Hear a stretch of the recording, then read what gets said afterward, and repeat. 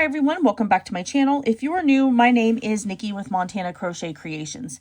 Today's tutorial is for this 4th of July placemat here. I'm going to be making a set of 6 of these for my dining table. It's super beginner friendly, really easy to work up, and took no time at all. So you're going to need a few things for this 4th of July placemat here. I used Red Heart Super Saver for all of these. You could use cotton yarn if you wanted to, but I chose to use yarn that I had on hand. So the blue is Red Heart Super Saver. I had the jumbo, and that's in the color Royal. Then also the red is Cherry Red, and then white. So not very much of the red and white, and just a little bit of the blue. One skein of each of those is going to get a lot of placemats for you. And you're also going to need a 4mm crochet hook for this 4th of July placemat. You're going to need a yarn needle for weaving in your yarn tails, and you'll need a pair of scissors for clipping those yarn ends as well. So go ahead and grab all of your supplies that you're going to need for this 4th of July placemat, and we'll get started on our 4th of July placemats here.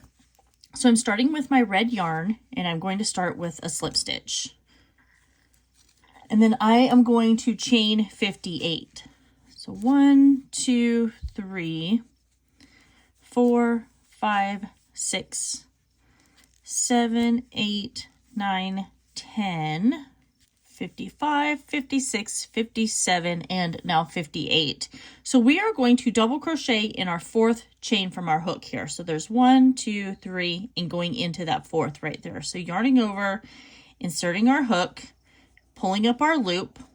We're going to yarn over and pull through 2 of those loops, and yarn over and pull through 2 of those loops again. Now we're going to place a double crochet in each one of these chains all the way to the very end here. So at the end of row 1, you should have a total of 56 double crochet. So keep working that. I will meet you back here in just a few minutes when I am done with row 1, and we will continue on from there with our 4th of July placemats. All right, I'm coming up to the very end here, and when I get into my very last stitch, we're going to change to our white yarn. So this is my last chain right here, and I'm not going to completely finish that, so I'm going to attach my white yarn. So I've got this here. I'm going to pull this through, and I'm going to chain 3. So 1, 2, and 3. And then we're going to turn our work here. So now I'm going to do 2 rows of white. So we're not going to go directly into this chain 3 because that's going to count as our first double crochet. We're going to go into our very next stitch here. And we're going to place our double crochet, and then we're going to double crochet in each one of these stitches all the way to the end. So we're going to do this for 2 rows, still keeping with 56 double crochet at the very end of each row. So this is row 2, and row 3 will both be in white. At the end of row 3, we're going to change back to our red yarn. So when I am done with row 3, I'll meet you back here, and we will continue on with our 4th of July placemats. All right, coming up to this very last stitch, I'm going into the top of this chain 3, and I'm not going to complete that. I am going to add in my red yarn here, just like that. And then I'm going to chain 3. So 1, 2, and 3. And then I'm going to turn my work. So now I'm going to go into my next stitch right here and place a double crochet. So this is for row 4.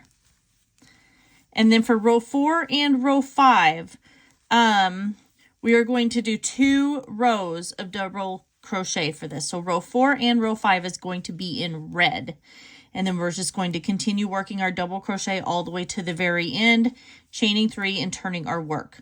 So we are going to do this pattern here for a total of 4 more times. So, or for another 8 rows here. So go ahead, after you're done with row 5, then you will continue working back and forth between red and white for 8 more rows. So I will see you back here when I am done with my final row. You should be ending on a white row, and then we will just continue on from there with this 4th of July placemat. All right, I've come down to the last of my my very last row that I was doing here. So I added 8 more rows. If you want yours to be, your 4th of July placemat to be whiter with the red and white stripes for this, then go ahead and continue working alternating rows until it's as white as you want. My table is really long and really skinny, so I'm going to stop right here. So what I'm going to do next is I'm just going to grab my red yarn and I'm going to add that in just like this, and then chain 3, and turn my work. I'm going to clip my white yarn here, and then I'm going to place 1 row of double crochet in each one of these stitches all the way to the very end. When I get to the very end here, I'm going to fasten off, and then we're going to switch to our blue. So I will keep working on this. You're still going to have 56 double crochet by the time you're done with this. When I get to the very end, I will come back and we'll continue on with our border for our 4th of July placemat. Oh, and I forgot to mention too that when you get to the very end and you fasten off, you're going to go ahead and weave in your yarn tails that you have here. Because I don't want to work over the top of those because I don't want it to be messy along the edges. So I'm going to go ahead and weave those in. So finish this last row of red double crochet, weave your yarn tails in, and then I'll meet you back here. All right, so I have woven in all of my yarn tails, and I'm going to go into the top of that chain 3 here from where we were turning our work, and I'm going to attach my blue yarn. Oops. And then I'm just going to chain 1. So I'm going to go back into that chain 1 space here, and I'm going to place 3 single crochet. So there's 1, 2, and 3. And I'm going to work over my yarn tail, and then now I'm going to place a single crochet in each one of these stitches all the way along the edge here. And I'm going to do this for 7 rows. So for rows 1 through 7, I'm going to place a single crochet in each stitch. When I come to the corners, I'm going to place 3 single crochet. That's in that same corner stitch. That's going to allow me to continue to round my corners here and then create the actual square shape that I need for my border. So I'm going to continue working along this edge. I'll come back to this to walk you through it whenever I get to this very first corner over here. And then we will just go on from there with our 4th of July placemat. All right, I've come up to my corner over here, and I'm going to place 3 single crochet in this corner space right here.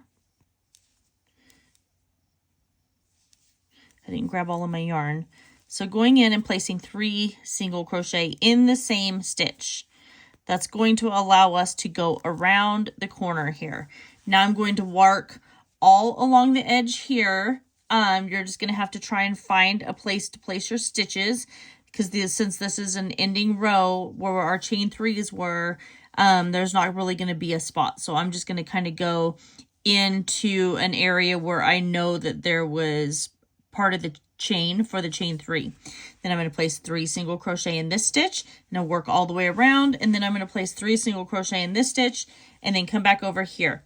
We're going to slip stitch to this very first single crochet that we made right here, and we're going to chain 1, and then we're going to continue on placing a single crochet in each one of these stitches all along the edge right here. And like I said, we're going to do that for a total of 7 rounds. So continue working on that. I will meet you back here when I am done with my 7 rounds of single crochet, and then we'll continue on. I made it all the way through row 7 of my border right here. I'm zoomed way out because I wanted you guys to be able to kind of see my placemat.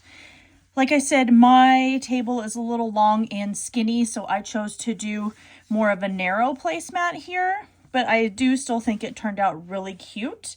If you wanted to, you could do another row of red and white just in one row of single crochet to kind of give it a little bit of a different border there. But I think it turned out really cute. I like the look of it. And I'm going to make 6 of these because that's how many chairs I have at my table. So, and it didn't really take that long to work up, and it didn't really take a ton of yarn. But yeah, I like the way it turned out. What are all of your guys' plans for 4th of July? Do you got anything fun going on? I think we'll probably just be hanging out, chilling with family. So I hope you guys all enjoyed this tutorial. If you really enjoy what I am doing, make sure you hit that join button down below. That will give you early access to every single one of my videos just like this. Make sure you like, comment, share, and don't forget to subscribe to my channel if you haven't already. Ringing that notification bell will allow you to not miss out on tutorials just like this one as well. So I love you guys all so very much, and I will see you in my next video.